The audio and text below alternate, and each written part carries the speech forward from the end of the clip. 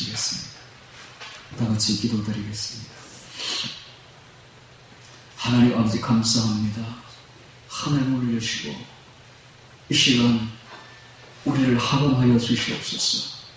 주의 말씀으로 우리를 깨우쳐 주옵시고 남은 인생 우리가 어떻게 살아야만이 하나님께서 기뻐 받으시는 화목제물의 생애가 될 수 있는지를 보여주시옵소서. 아버지 하나님 우리에게 큰 깨달음을 얻도록 지혜를 주시고 총명을 허락하시사 오늘 이 예배의 말씀이 무슨 의미를 우리 인생에 던지는지를 깊이 깨닫는 시간 되게 하여 주시사 남은 인생 온전히 주님께 영광 돌리며 영광에 빛된 삶 사는 저희들 되게 하여 주옵소서. 예수님 이름으로 기도합니다. 아멘.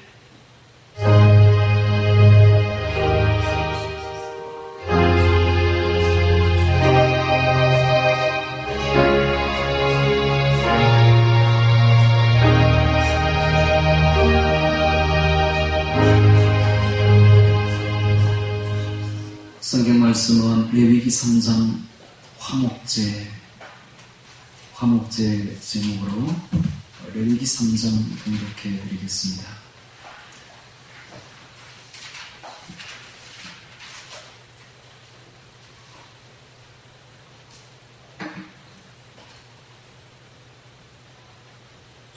사람이 만일 화목제의 희생을 예물로 드리되 소로 드리려거든 쑥것이나 암것이나 험없는 것으로 여호와 앞에 드릴지니 그 예물의 머리에 안수하고 회막문에서 잡을 것이요 아론의 자손 제사장들은 그 피를 제단 사면에 뿌릴 것이며 그는 또 화목제의 희생 중에서 여호와께 화제를 드릴지니 곧 내장에 덮인 기름과 내장에 붙은 모든 기름과 두 콩팥과 그 위에 기름 곧 허리 근방에 있는 것과 간에 덮인 것들을 콩팥과 함께 취할 것이요 아론의 자손은 그것을 단 윗불에 있는 나무 위에 번제물 위에 살을 찌니 이는 화제라 여호와께 향기로운 냄새니라.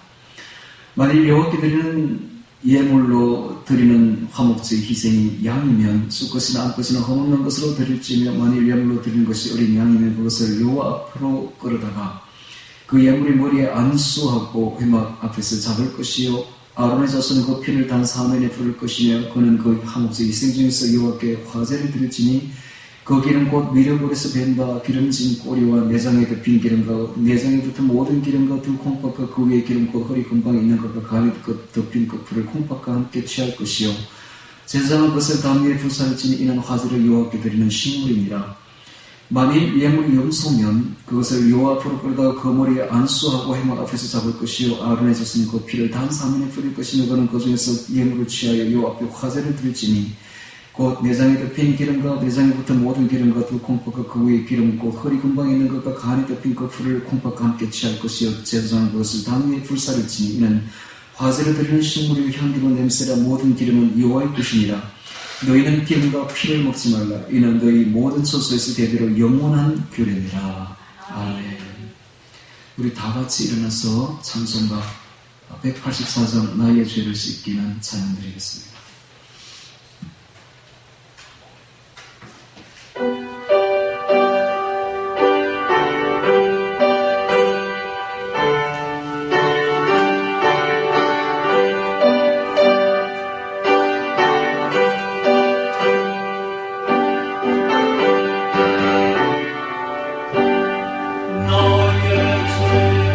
예수의 피 밖에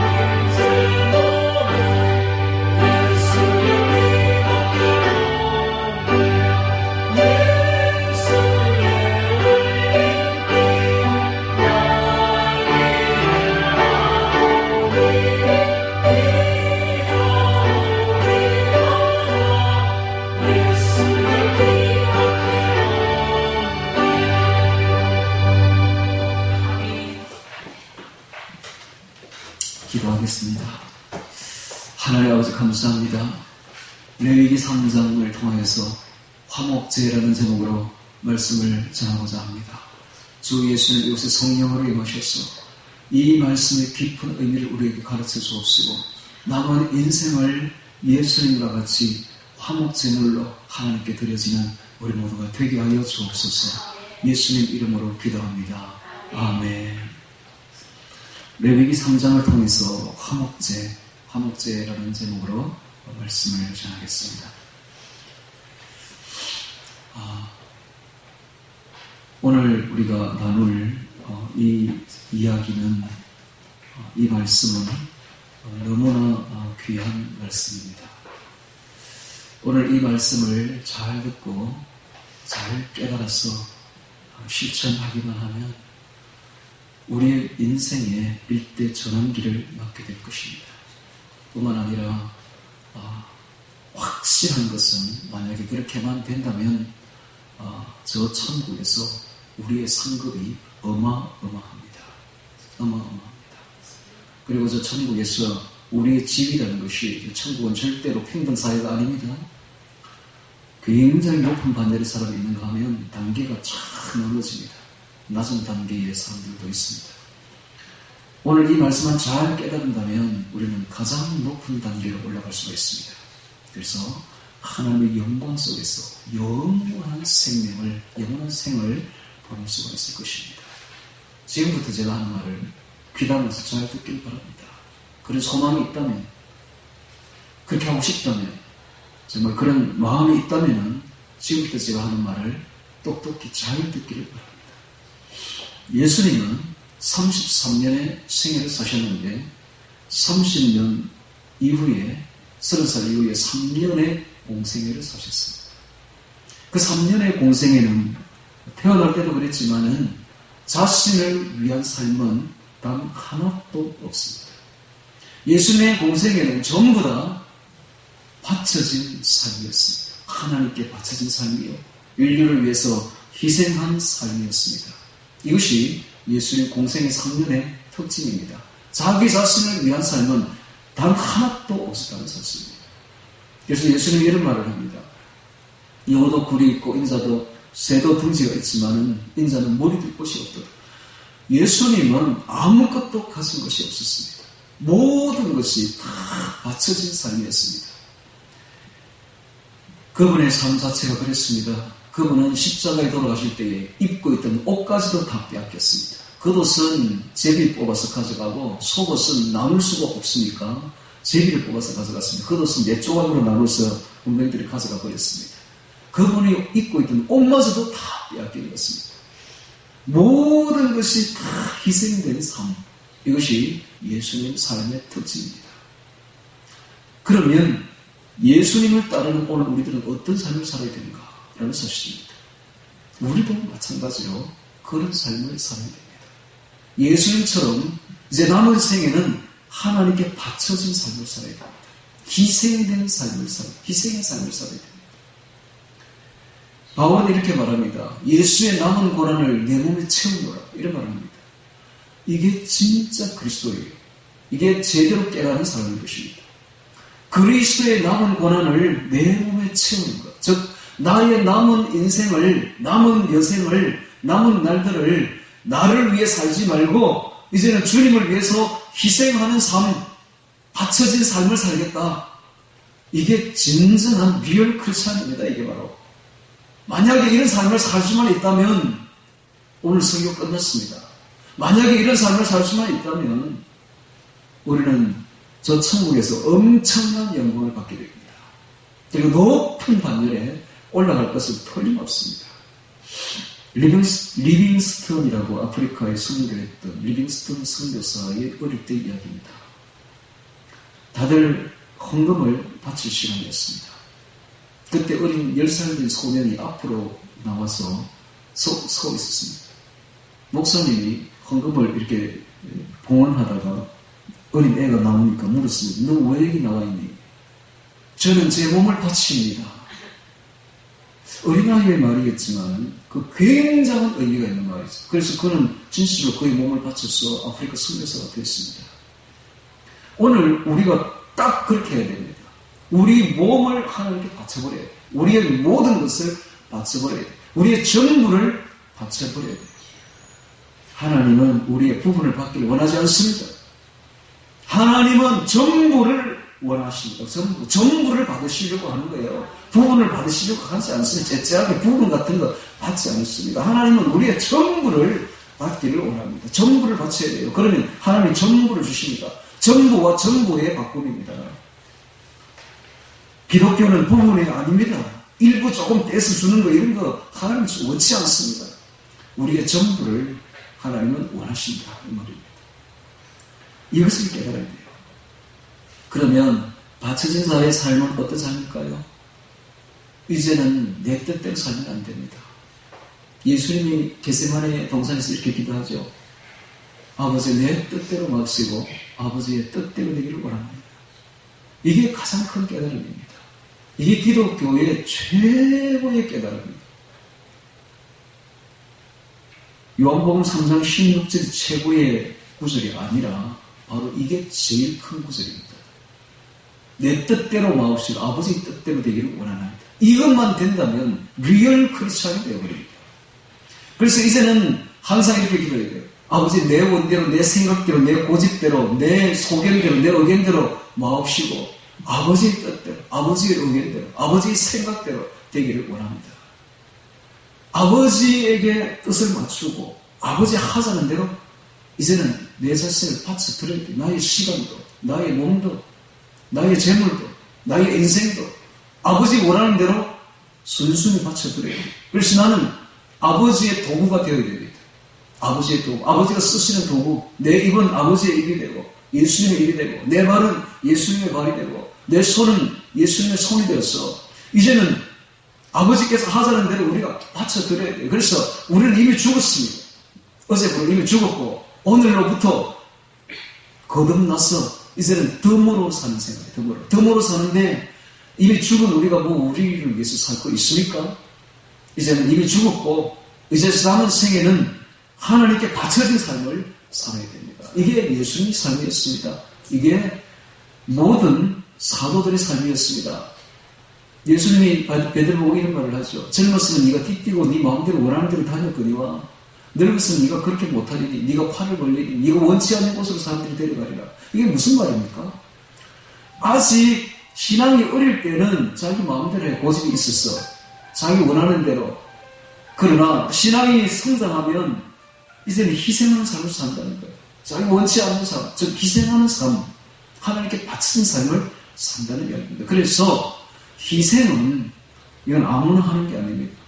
희생은 아주 성장한, 장성한, 성숙한 신앙인들만이 할 수 있는 게 바로 희생입니다. 이게 마지막 신앙의 마지막 단계 희생. 이 희생의 단계의 삶을 살 때 진정한 크리스찬의 기독교인의 삶을 산다 이 말입니다. 그래서 나이가 들어도 한 번도 희생해보지 않았다. 그럼 한 번도가 주님을 위해서 사는 게 아닙니다. 늘 자기만을 위해서 살았지 한 번도 주님을 위해서 산 건 아니에요. 우리의 삶 자체가 주님을 위해서 살려면 희생해야 됩니다. 그 이야기가 오늘 화목제 여기 나와 있습니다. 예수님께서는 화목 제물로 자신을 드려주신 것입니다. 하나님과 우리 원수되었던 우리 사이를 화목하게 만드시려고 화목 제물이 필요했던 겁니다. 그 화목 제물로 주님의 자신을 바쳐드린 것입니다. 그러면 주님만 바쳐지는 것으로 끝납니까? 아니에요. 예수님을 뒤따르는 주의 제자들은 주님과 똑같은 길을 걸어야 됩니다. 예수님만 희생하는 것이 아니라 우리도 희생해야 됩니다. 주님과 똑같은 길을 걸어야 됩니다. 주님만 희생하는 것이 아니라 그리스도의 남은 고난을 내 생에 남은 생에 채워야 됩니다. 그래서 이제는 우리가 지금까지 우리가 내 마음대로 살았다면 이제는 내 마음대로 살지 말고 남은 생애를 주님을 위해 바쳐드려야 됩니다. 이 이야기가 적혀있는 것이 3장입니다. 오늘 설교는 끝났습니다. 만약 이것만 깨닫고 실천만 된다면 보증합니다. 여러분들은 최고의 삶을 살게 될 것이며 하나님 보실 때에 가장 기뻐하는 삶을 살게 될 것이며 저 천국에서 최고의 상급을 얻게 될 것이요. 가장 높은 반열에 올라갈 틀림없습니다. 이게 참 어렵다는 거죠. 이제 이것만 된다면 이게 우리의 목표가 되어야 됩니다. 내가 희생해서 하나님께 바쳐드려야 되겠다.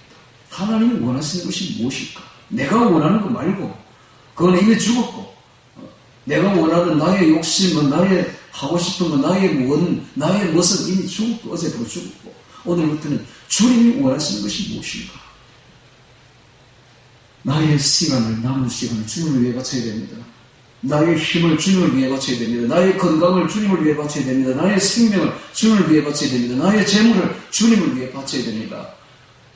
할 수만 있으면 주님께서 원하신다면 다 전부를 바쳐드려야 됩니다. 하나님은 전부를 받기 원하지 일부를 받기 원하지 않습니다. 너의 전부를 바쳐라. 우리 몸 전체를 주님께 바쳐버려야 됩니다. 희생해야 됩니다. 바쳐진 삶이 되어야 됩니다. 예수님이 그렇게 했습니다. 예수님 뒤를 따라서 우리도 그렇게 해야 됩니다. 이게 바로 성도의 삶인 것입니다. 자, 3장 1절부터 같이 보면서 화목제의 예물, 화목제의 의미를 새겨보도록 하겠습니다. 자, 1절입니다. 사람이 만일 화목제의 희생을 예물로 드리되 소로 드리려거든 숫것이나 암것이나 험없는 것으로 요 앞에 드릴지니. 자, 첫 화목제가 나오고 있습니다.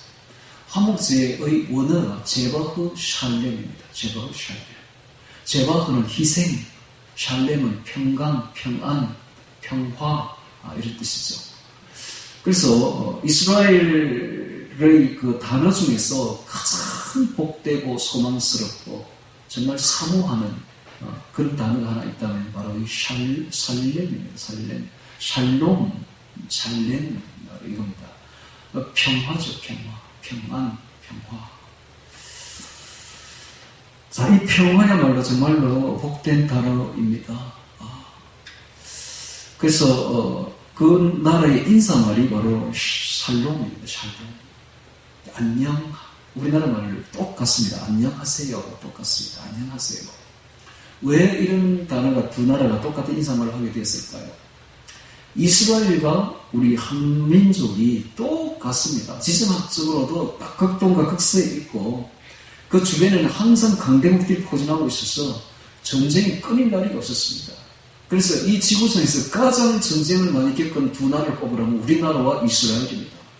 그러다 보니까 항상 긴장 속에서 살아왔고 불안과 초조 속에서 살아온 두 민족이 바로 이스라엘과 대한민국인 것이다. 이렇게 쌍둥이처럼 딱 닮아 있습니다. 여기 확실히 쌍둥이고 처음부터 형제고 끝까지 역사적으로도 또 닮아 있습니다. 만약에 우리나라에 이제 전쟁이 이제 발발해서 미국이 북한을 이제 쭉 칠 것 같은데 곧 친다면은 누가 맨 먼저 오는가? 이스라엘이 먼저 옵니다. 틀림없습니다. 예, 이스라엘이 맨 먼저 와서 우리를 도와줍니다.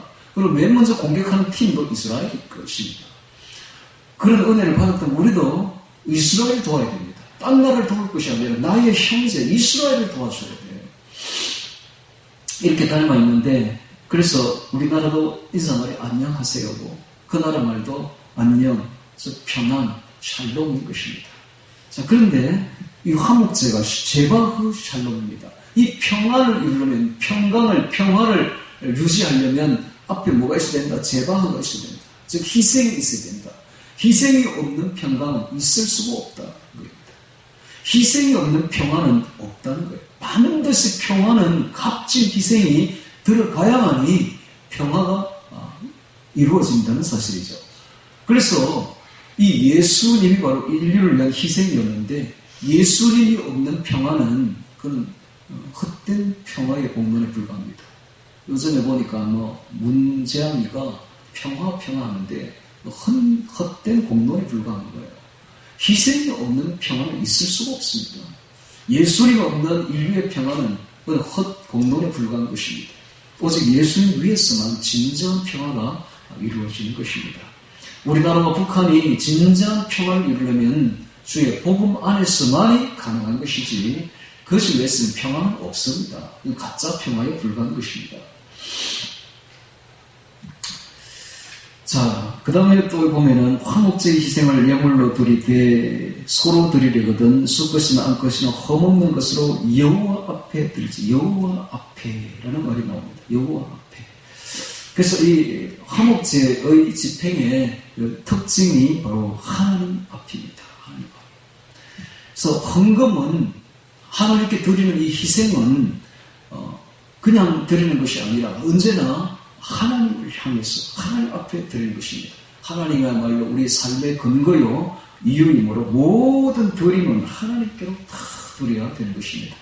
하나님 앞에 드릴지니 그 예물의 머리에 안수하고 두 번째 특징이 나옵니다. 안수가 나옵니다. 이 안수는 단단히 내려 누르다라는 뜻인데 이 안수는 바로 헌제자와 희생물이 일치된다는 것입니다. 하나가 된다는 이야기입니다. 자, 그래서 제물과 자신을 동일시하는 것이죠. 그래서 제물만 바치는 것이 아니라 제물이 곧 내 자신이므로 내 자신, 나를 바친다는 뜻입니다. 아까 그 리빙스턴 어린 아이 이야기와 같이 자기 자신을 희생물로 바치는 것입니다. 이것이 바로 안수의 뜻이 있습니다. 그래서 이 바로 안수는 헌금의 정신이기도 합니다. 바로 내 자신을 바친다는 의미입니다.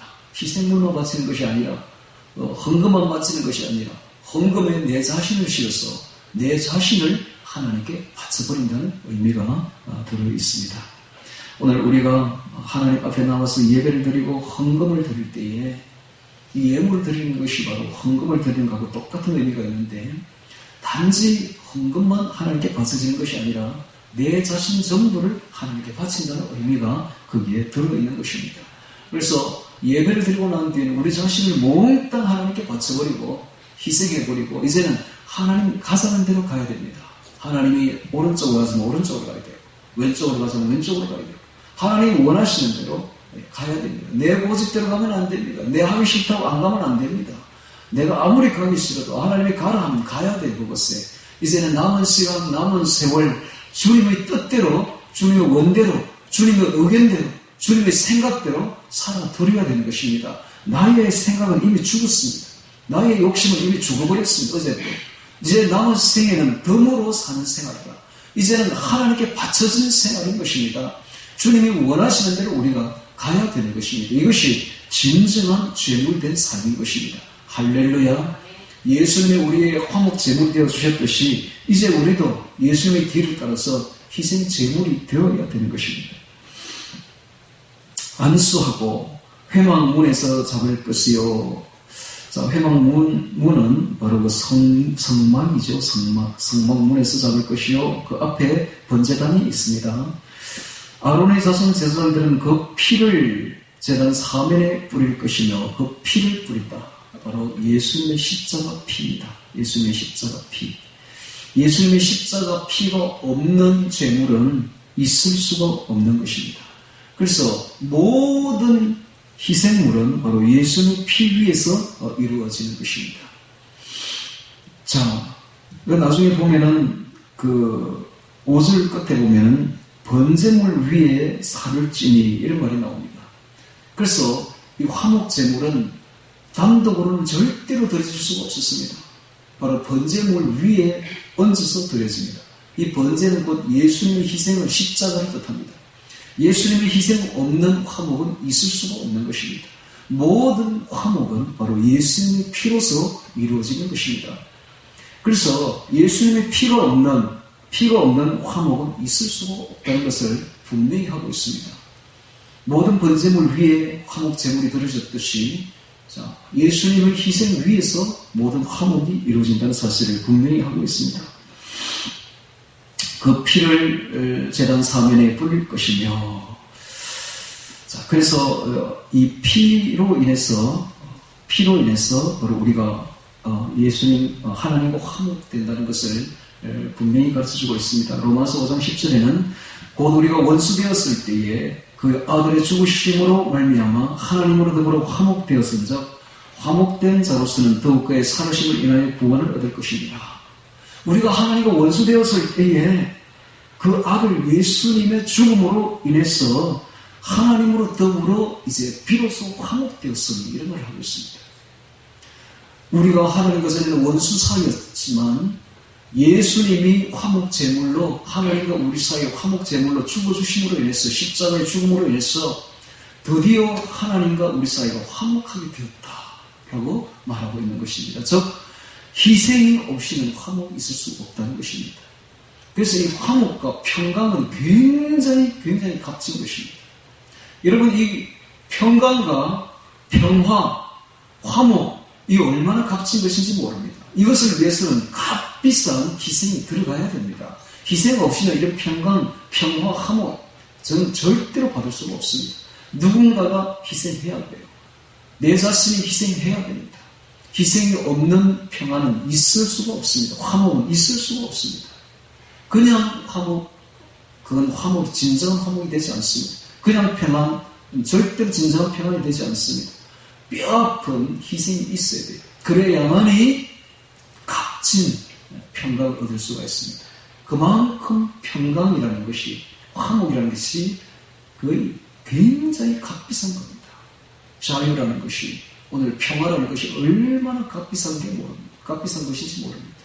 오늘 우리 대한민국이 누리고 있는 이 자유, 이 평화는 미국의 기독교인들의 아들들의 엄청난 피임에 의해서 이루어진 것입니다. 그 아들들의 기독교인들이 다 우리나라 50만 명의 기독교인을 위해서 보내준 거예요. 그 아들들의 피의 희생이 없었더라면 오늘 이 평화는 없습니다. 이 자유는 없는 것입니다. 그분들의 희생이 있었기 때문에 그 피 위에서 오늘 우리가 자유를 얻었고 평화를 누리고 있듯이 우리 개인 간의 화목도 마찬가지입니다. 사람과 사람 사이의 평화와 화목은 그냥 이루어지지 않습니다. 나의 희생 위에서 이루어집니다. 그만큼 값진 거예요. 그래서 그걸 위해서는 아낌없이 희생해야 됩니다. 희생할 때 비로소 우리는 평화를 얻을 수가 있는 것입니다. 하나님과 우리 사이의 평화도 화목도 그냥 얻어진 것이 아닙니다. 예수님의 값비싼 희생이 있었기 때문에 오늘 우리가 화목을 얻었다는 사실입니다. 그래서 그 피를 하는 말을 화목제물에 쓰고 있습니다. 그 피를 제단 사변에 뿌릴 것이며 그는 또 그 화목제의 희생 중에서 여호와께 화제를 드릴지니 곧 내장에 덮인 기름과 내장에 붙은 모든 기름과 두 콩팥과 그 위에 기름 곧 허리 근방에 있는 것과 간에 덮인 그 풀을 콩팥과 함께 취할 것이요. 자, 여기 나오는 이 모든 부위들의 특징은 중심에 있는 것입니다. 우리 몸의 가장 깊은 곳, 가장 중심에 이게 가장 소중한 것입니다. 가장 깊은 곳, 영혼 깊은 곳, 가장 소중한 것. 예수님 이런 말을 하죠. 나를 믿는 자는 그 배에서부터 생수의 강이 흘러나리라. 이번 내년에 우리 교회의 표가 성령의 생수의 강이 흐르는 교회인데요. 흘러나는 교회인데요. 이 배가 무엇을 의미하는가? 이 중심이잖아요. 이 중심, 배 속에서부터, 이 말은 내 영혼 깊은 곳에서부터 이런 뜻입니다. 내 영혼 깊은 곳, 소중한 곳에서부터 성령의 생수의 강이 흘러나리니 이런 뜻입니다. 그래서 유대 나라의 표현이 콩팥, 간, 내장 뭐 이런 말을 할 때는 영혼 깊은 곳, 가장 소중한 곳, 가장 생명의 장기들이 있는 곳, 즉 생명입니다. 생명의 중심을 뜻합니다. 생명의 중심. 그렇잖아요. 우리 이 배 안에 모든 생명의 장기들이 다 있지요. 네. 그래서 이 내장, 허리 근방 이렇게 이야기하면 이 가장 생명의 깊은 곳, 가장 소중한 곳 이런 의미입니다. 그 다윗이 이런 말을 하죠. 그 시편에 보면 내 안에 있는 것들아 여호와를 송축하라. 내 안에 있는 모든 것들은 여호와를 송축하라 이런 말을 하죠.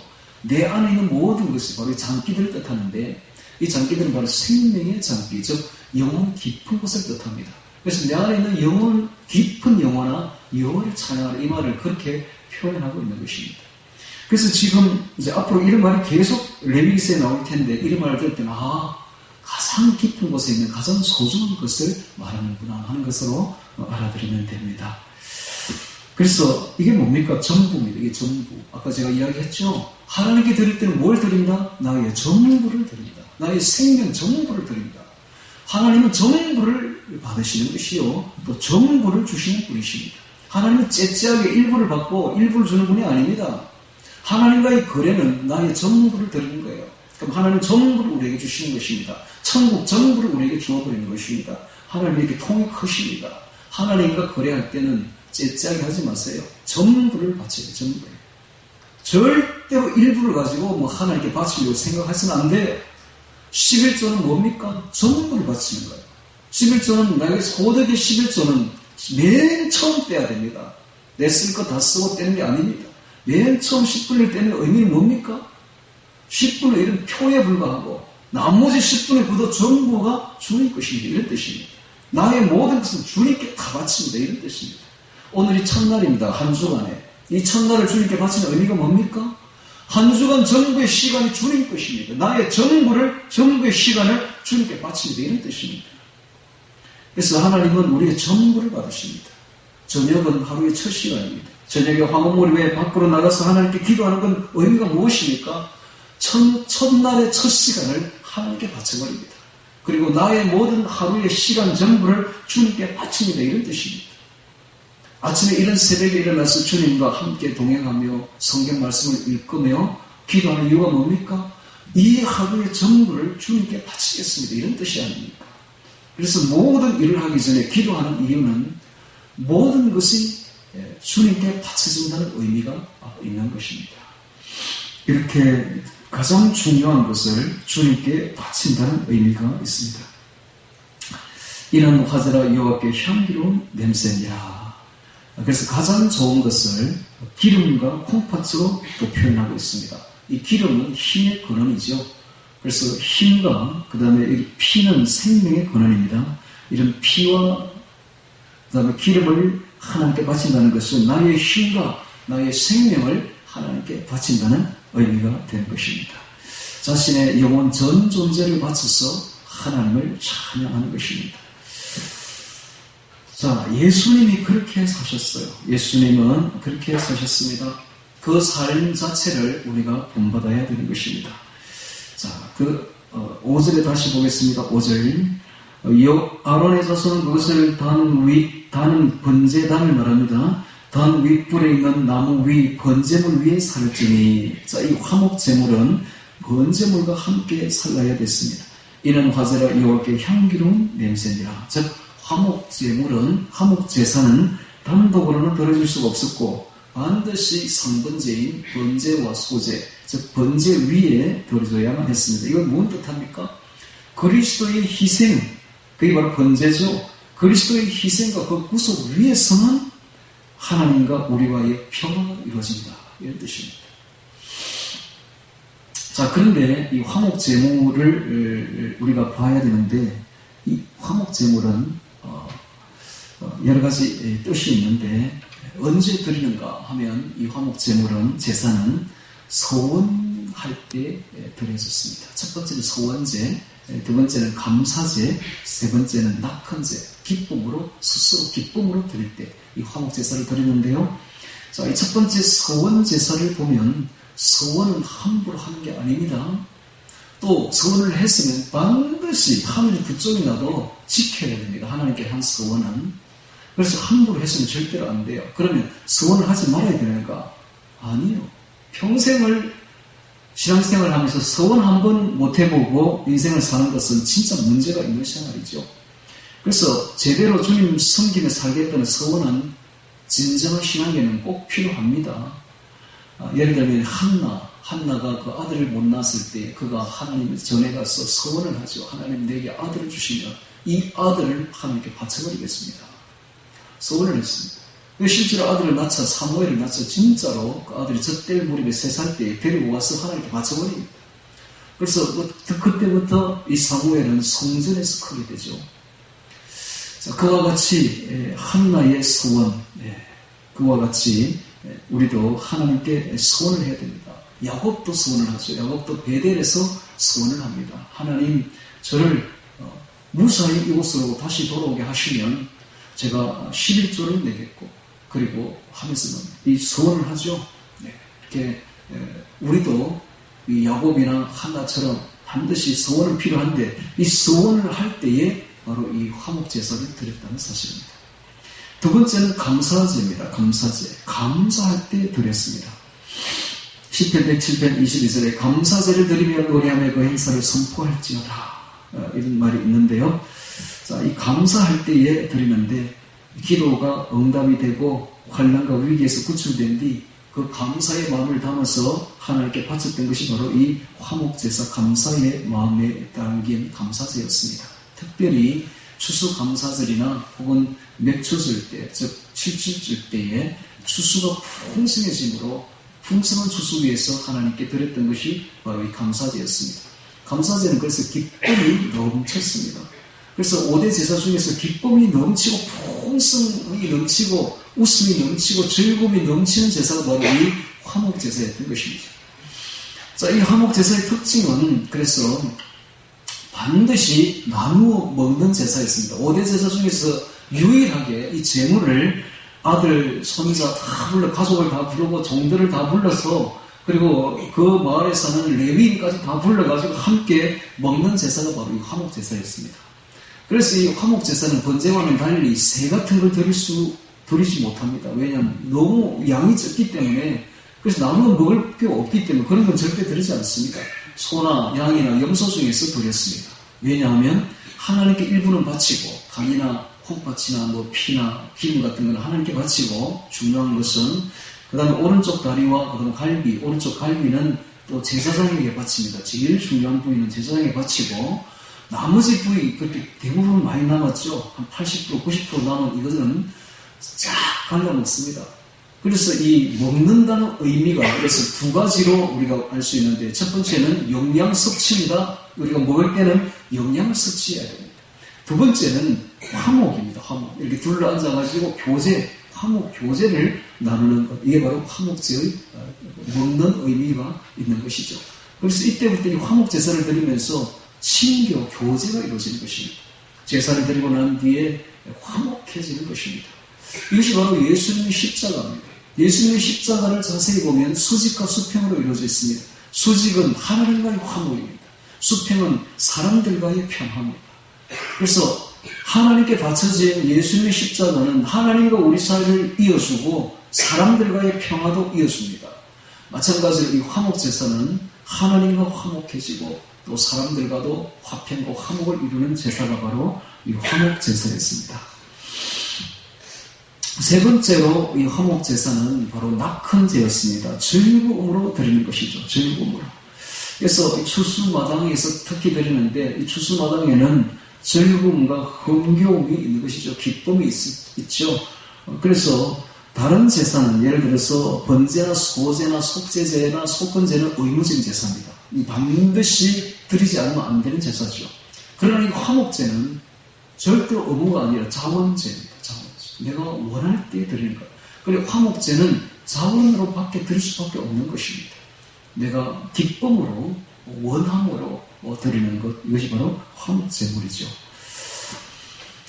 그래서 이 화목제사에 그 교훈이 있습니다. 즉 하나님과의 화목이죠. 하나님과의 화목을 이루고 나면 하나님과 평화를 이루게 됩니다. 그리고 뿐만 아니라 이웃과도 평화를 이루게 됩니다. 자, 이것이 바로 화목제사입니다. 그리고 6절부터 11절까지는 소가 아니라 양으로 드리는 화목제사요. 그 다음 12절부터 마지막까지는 또 염소로 드리는 화목제사를 똑같은 의미로 하고 있습니다. 의미는 똑같습니다. 자, 오늘 우리는 3장 화목제사를 보면서 화목제사의 깊은 뜻을 우리가 새겨보았습니다. 희생, 제바, 이 화목제사의 뜻이 제바와 살렘입니다. 희생으로 이루어진 평화라는 뜻이죠. 희생으로 이루어진 평화. 희생이라는 말이 둘이 들어있습니다. 그래서 누군가의 희생이 없이는 평화는 있을 수가 없다. 이런 뜻이죠. 예수님께서는 우리와 하나님과의 평화를 이루기 위해서, 화목을 이루기 위해서 자신을 완전히 바쳐주는 삶을 사셨습니다. 이제 예수님의 뒤를 따르는 우리도 그와 똑같이 희생의 삶을 살아야 됩니다. 남은 십자가를 우리가 져야 됩니다. 남은 고난을 우리 몸에 채워야 됩니다. 이제는 우리가 우리 자신을 위해서 살지 말고 주님을 위해서 살아야 되는데, 제가 아까도 처음에도 이야기했듯이 이 희생은 아무나 하는 게 아닙니다. 이것은 성숙한 사람만이 할 수 있습니다. 신앙의 가장 꼭대기에 오른 가장 성숙한 사람만이 할 수 있는 것이 바로 희생인 것입니다. 그래서 이 희생의 삶을 우리가 잘 깨닫고 이 희생의 삶을 살 수만 있다면 예수님과 같은 길을 걷는 것입니다. 그래서 이 희생의 정도에 따라서 하늘의 상급이 정해집니다. 즉 십자가를 얼마나 졌느냐에 따라서 하늘의 상급이 정해지는 것입니다. 하늘의 상급은, 저 영광은 바로 희생 위에 세워지는 것입니다. 그래서 남은 세월을 여러분 이제 뭐 우리가 얼마 살겠습니까? 살아도 이제 죽은 거랑 마찬가지죠. 어제도 제가 우리 친척 중에 한 분이 암으로 이렇게 거의 죽어가고 있어가지고 거기 가서 복음을 전하고 왔는데요. 우리 뭐 얼마 안 되는, 나이 차이가 얼마 안 되는 누나죠. 내가 그 삶을 보면서 우리도 저와 같이 될 텐데 얼마 있지 않았어. 그 남은 세월 이제는 나를 위해 살지 말고 이제라도 주님 위해서 바쳐야 되겠다. 이런 생각을 많이 해봤습니다. 여러분, 우리의 남은 세월을, 그 기회를 아깝게 자기를 위해서 소진하지 마세요. 아무 소용없습니다. 주님을 위해서 단 하루라도 쓰실 때에 하늘의 상급이 쌓입니다. 그게 바로 희생의 삶입니다. 주님이 걸어가신 그 희생의 삶을, 그 희생의 길을, 십자가의 길을 깊이 새기고, 이제는 제가 이야기했죠. 최고의 성경, 최고의 구절을 찾으라면 내 원대로 마옵시고 아버지의 원대로 되기를 원합니다. 바로 이 구절입니다. 이 구절입니다. 그래서 내 소견대로, 내 의견대로, 내 뜻대로, 내 원대로, 내 욕심대로 살지 말고 이제는 주님의 원대로, 주님의 뜻대로, 주님의 소견대로, 주님의 의견대로 내 자신을, 내 모든 것을, 내 시간을, 내 재물을, 내 모든 것을, 힘을 주님께 바쳐드리는 희생의 삶을 사는, 그래서 하나님과 평화하고 이웃과 평화하는 우리 모두가 되기를 주의 이름으로 축원합니다. 다 같이 오늘 말씀 기억하며 기도드리겠습니다.